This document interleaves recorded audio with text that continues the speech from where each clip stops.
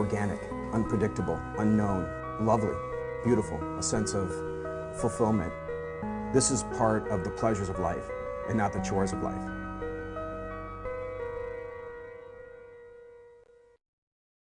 Coming up on Daily Iowan TV, the UI Student Wellness Center is taking a new angle for overall healthy living. And one church finally got the support they deserve for a major change. And in sports, we take a look at men's hoops' upcoming rematch with the Minnesota Gophers Thursday night. We've got all that and more coming up next. You're watching Daily Iowan TV.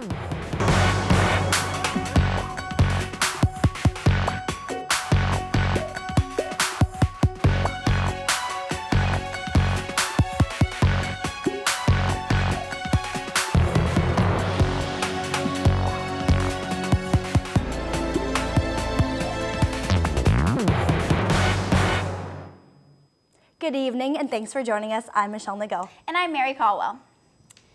President Obama is waging war on ISIS. He asked Congress today to authorize the use of military force against the Islamic extremist organization. This is the first time in 13 years that a U.S. president has asked for this authorization. The president's proposal would formally authorize a 3-year effort against ISIS in limited ground combat operations. Obama isn't the only one working on getting things approved. The University of Iowa student government passed new UI legislation Tuesday night to improve diversity programs. They are making recommendations to the UI that include a university-wide diversity analysis, adding courses in general education classes, a review of general education curriculum, and hire 1 to 2 staff members to work on diversity and inclusion. UISG may have passed this legislation, but they are relying on UI faculty to get on board with the plans. UI health officials want you to become an expert of your own body. A UI program is helping students create a healthy relationship with food, mind, and body. Reporter Abby Meyer shows us how and why to ditch the diet mentality. With spring break only weeks away, many students are preparing for those spring break diets. But UI health and wellness officials are steering students away from a diet mentality and instead being more aware of their relationship with food, mind, and body. Evidence and research show is that diets, especially the more diets a person is on over time, is very damaging and harmful, both biologically, psychologically, and emotionally. The 4-week program will teach students how to eat in moderation instead of putting food completely off limits. The program follows 10 principles to help keep those cravings in line. It's been a really positive program, even though it's only in its 2nd year. So the only thing is it's really difficult to find a program that works for a lot of different students because we want to keep the healthy students healthy and still challenge them. We also want to reach out to students who maybe aren't making a lot of healthy choices and are really looking for some extra motivation. Students can monitor their progress through a game-like scorecard to avoid those fatty foods. After the 4 weeks, students will be more knowledgeable of what to look for the next time they hit the grocery aisle. Reporting from Iowa City, this is Abby Meyer with Daily Iowan TV. If students are interested in signing up for the next session in April, reach out to the UI Student Health website for more information. One church in downtown Iowa City has hopes of a new location on the horizon. The Unitarian Universalist Church has needed an update for a while now. Reporter Katie Seitz finds out how they finally got member support. Members of the Unitarian Universalist Church on the corner of Gilbert and Iowa have voted to sell the spot and are searching for a new space. One major problem with the current location is the size. There are currently 2 services in order to accommodate the congregation, and some members still have to sit in an overflow area where a clear view of the stage isn't guaranteed. But the sanctuary isn't the only issue with the 107-year-old building. It's very inefficient. The heat just, flies out of the building. So we have plastic on the windows, and the roof leaks when it rains. Water runs down the stairwell. It's not a good situation. The plan is to build a new church within the city limits that is both environmentally friendly and more handicap accessible, and to finish it in about 2 years. People are very excited. We had a design workshop with an architect, and we had lots of people show up, and we made plans, and people told their dreams and hopes and what they wanted in a new facility. It was very exciting. So we're, mostly very excited to go forward and get a new building. Reporting from Iowa City, I'm Katie Stites, Daily Iowan TV. They will be at the same location until they find a new home. The murder of 3 University of Northern Carolina Muslim students was initially suspected to be a hate crime, But the actual reason might be much simpler.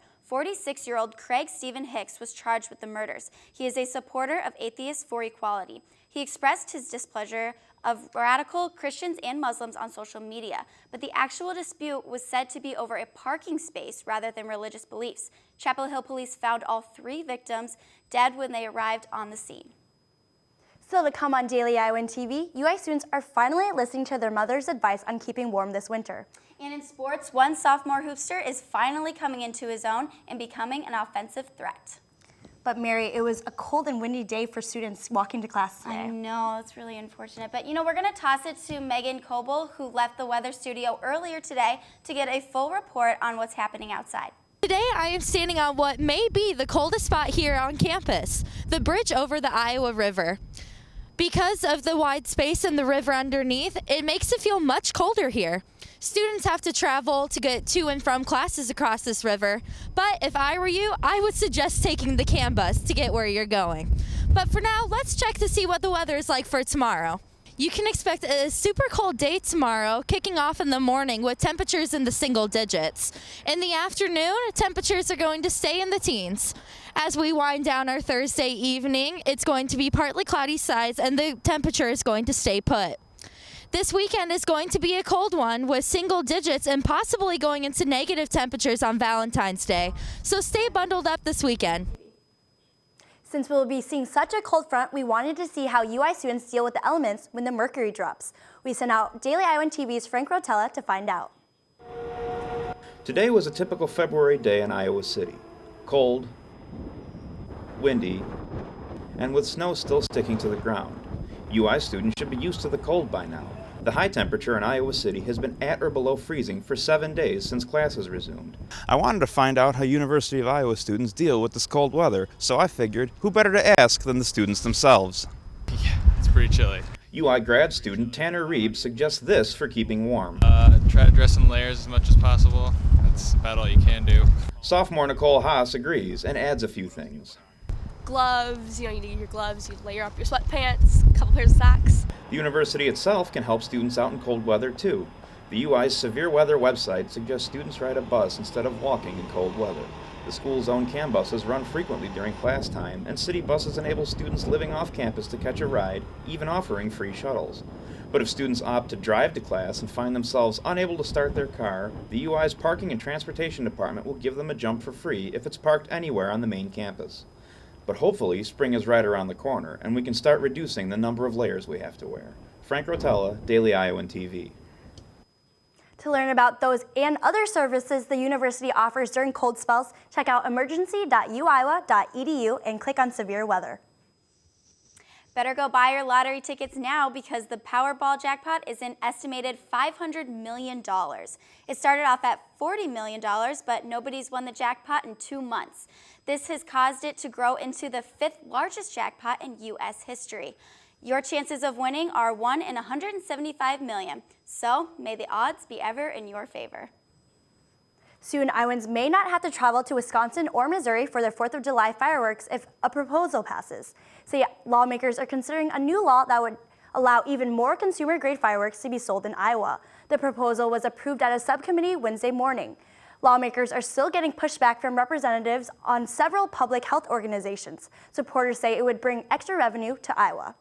Last year's underdog story at the Little League World Series took a bitter turn this morning. The Little League team, Jackie Robinson West, was the underdog winner last year. The Chicago-based team is being stripped of its U.S. title after being caught cheating. The Little League office sent out a statement saying Jackie Robinson West used players from outside its district and that fair play should take priority over wins and losses. Continuing our sports coverage, we'll toss it over to our Daily Iowan TV sports studio where Whitney Blakemore and Jalen Socek are standing by. Thanks, guys. Welcome back to this Wednesday night courtside show. Fran McCaffrey and squad are coming off 2 straight wins over Michigan and Maryland. The Hawks are currently 15-8 overall and 6-4 in the Big Ten.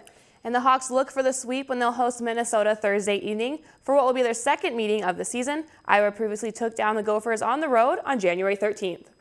Jared Uthoff hit the go-ahead 3 as the clock winded down to give the Hawks a 77-75 win. But we expect this second round of action to prove to be another heavily contested battle. Here's why. When Iowa took down the Gophers last month, it gave them their 6th straight Big Ten loss.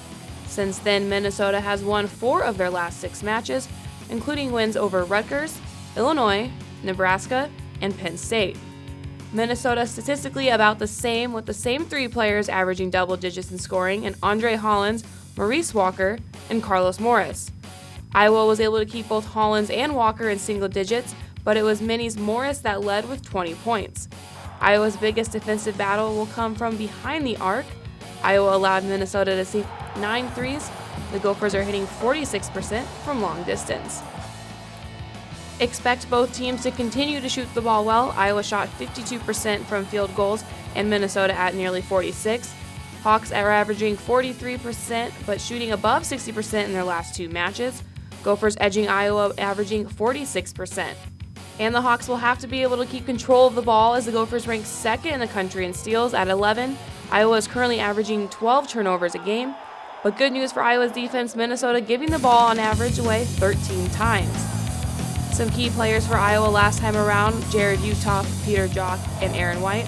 Utoff scored 11 of Iowa's final 14 points, including the Hawkeyes' last 7. The junior hit a 17-foot jumper with 3.5 seconds left to lift Iowa to victory.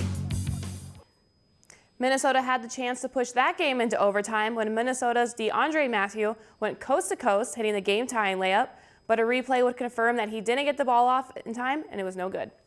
I'm sure that that 2-point loss will be a huge motivator for the Gophers when they come into Iowa City tomorrow night.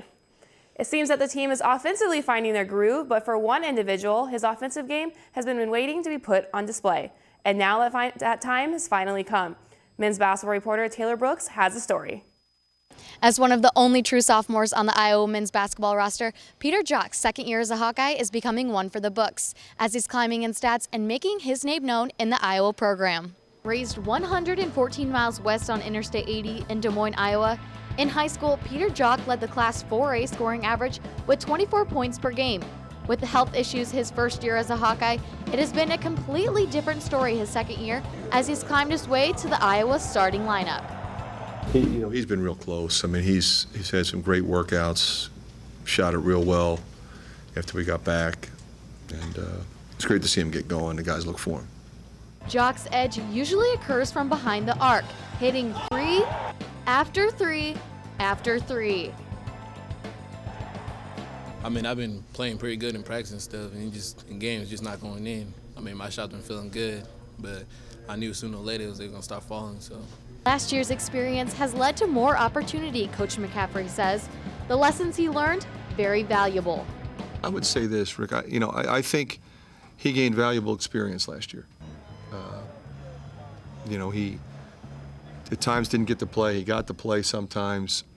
As the season wore on, I think you saw him get more and more comfortable. He wasn't ready to defend at this level and be a consistent player last year. He wasn't ready to take care of the ball. His stats this year all across the board have been completely different. Only attempting 46 three-pointers last year. This year, with the season only 3/4 of the way through, he's attempted 63 and made 23. I mean, I feel like I'm just going to keep working on being a complete player instead of just a shooter. With 2 more years here at Iowa, Jock has all the right tools to rise to the top.